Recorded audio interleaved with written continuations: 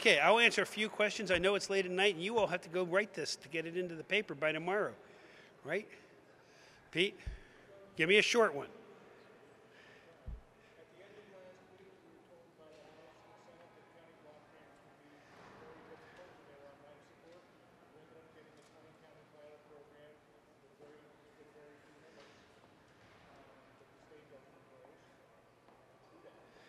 Working hard. The staff in the governor's office working with members of the legislature who believed in the program, who saw the need to do this, bringing in the county commissioners to explain in detail to the legislature in the House and the Senate that this is something that would, while unfortunately not being able to fully fund, if we're going to reduce them by 10%, let's give them the flexibility to adapt and use the money as needed.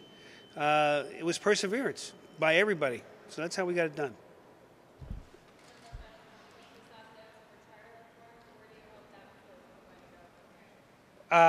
Well, I mean, we still have more time in September. You know me, I don't stop. We keep coming.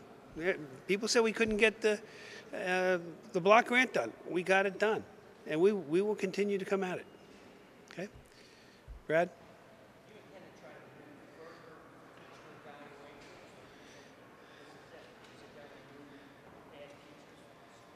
Well, first off, 99.4% satisfactory was kind of a joke. We all know that. And that's no offense to the teachers because, as I said in the speech, there are many very good teachers, but they're getting lumped in with the ones that aren't so good. And I think it's important that they be recognized for what they do and that those who need help get the help. And the only way you do that is to have a true evaluation. And that's really what this is. Let's have a true evaluation. And I would hope that as this true evaluation goes on, we will see an improvement in those teachers who needed the help. Maybe some people would decide teaching isn't their field and they'll move on to something else. Because we have a lot of young people that are out there. You know, I talk about this all the time. 12,000 teachers graduating a year for 3,000 or 4,000 vacancies. So it's a tool. It's a tool to measure progress, and I think it's going to be very helpful. Okay? 15 minutes to spare tonight. You said you wanted to push this through. I mean, they work overtime on Saturday to do this. Let's start earlier next year. That's what I have to say. I think, you know, I can't control the one thing I can't. One of the things I can't control, besides many, is the clock here. You know, there were many of us that thought we'd get done a couple weeks ago. Obviously, I was wrong on that one. Okay. I'm not going to go there. Well, we got it done. That's all that matters, right? We got it done, and we got a lot done. You heard me tick off some of them. We got a lot done. I'm very proud of the work that they did. Let's just start earlier, maybe a week earlier. Okay? In the months leading up to the budget, you spent a lot of time talking about what you propose to do and also forecasting pensions being a big problem down the road. In the next few months, over the summer going into the fall, do you anticipate having to kind of defend the budget you passed, the budget you signed, or do you anticipate talking more about pensions and coming problems ahead?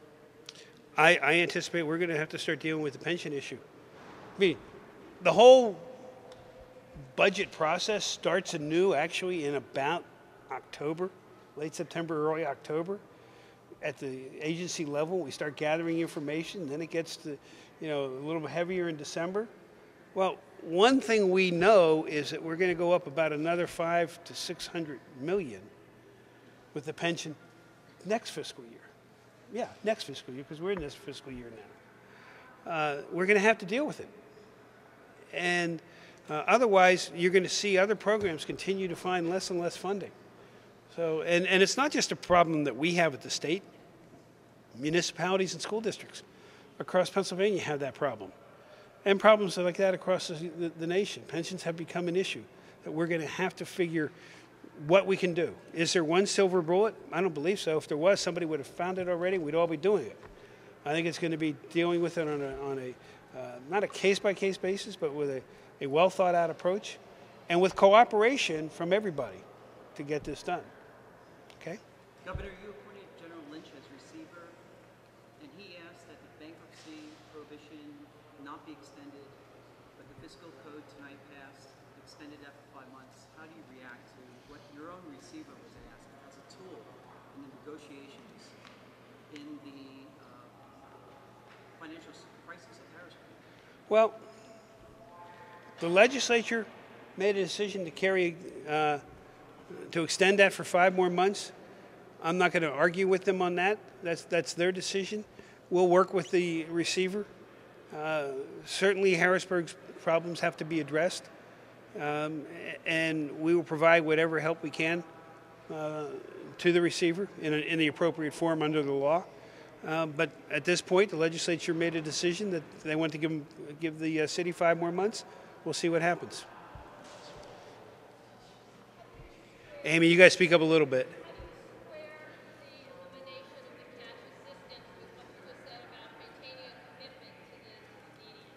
Well, we've talked about this before, Amy. You know, the cash assistance went to about 2%. We are working to bring them in to see what other programs that they may not have been able to avail themselves of. I mean, we're one of the few states that has its own cash assistance program. And, you know, we're going to make an effort to find whatever help we can within that. By giving the counties the flexibility in the model counties, maybe they're going to be able to help do that also, to push these people into programs that can be funded. Okay? Pete?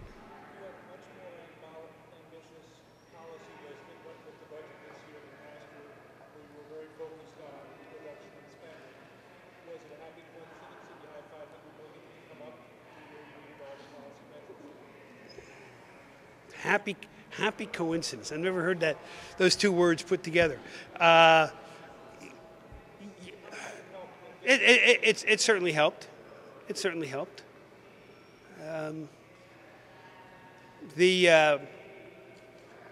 Obviously, the budget today is much different than what I introduced in February. And I keep trying to get you guys to write this as his proposed draft budget in the future. It would help. Because we know that the numbers are going to be a little bit different at some point in time, because sometimes they could go down. Hopefully they don't go down. And we're going to see that growth. But it just kind of worked out. John, you had your hand up.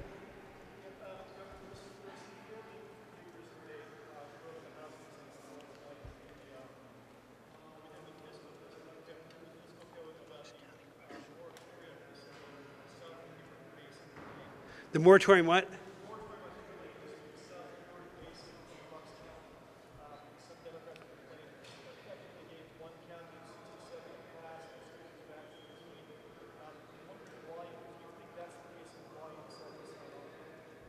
Well,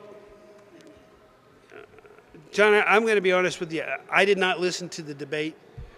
There are issues that are out there about that provision that I'm not prepared to address publicly right now. Maybe give us the rest of the weekend, and we can talk about it on Monday or Tuesday. Actually, you want to give me a week? Because I personally have not focused on that. I'm going to have to sit down with the staff. Okay?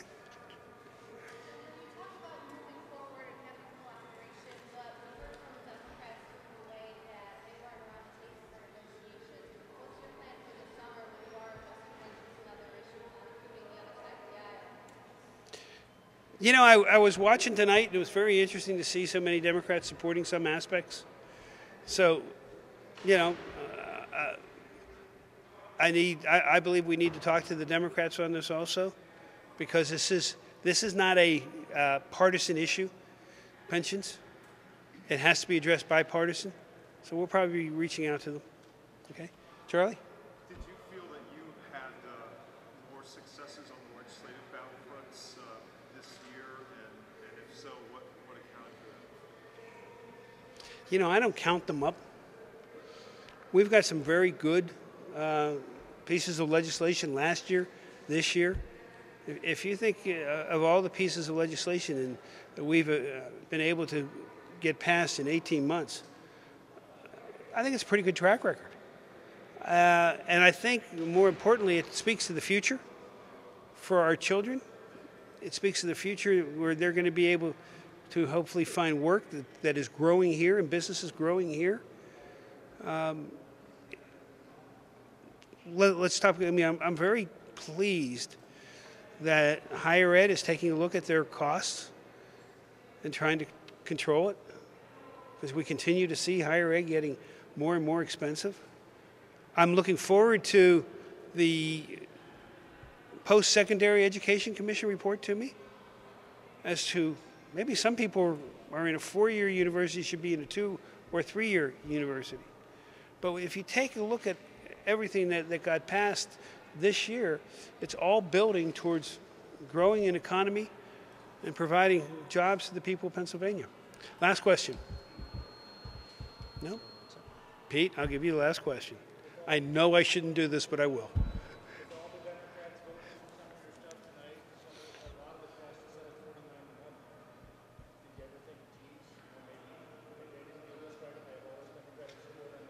No, I think they finally saw the light. No, that's a joke. No, I'm pleased that they did. I mean, you know, let's use the cracker as one, the tax credit, manufacturing tax credit. I think people view this the right way, that this is going to bring significant numbers of jobs for a long period of time to Pennsylvania. It's going to bring manufacturing back to Pennsylvania. That manufacturing is going to have spin-offs that are going to affect, you know, hospitals, going to affect colleges and universities and housing, tourism. It's going to have a tremendous effect, not just in Western Pennsylvania. You're going to see this having an effect all across Pennsylvania, including southeastern Pennsylvania. And we'll be back to you, and I'm going to leave you with a teaser. We'll be back to you on that early next week. Okay? Thank you.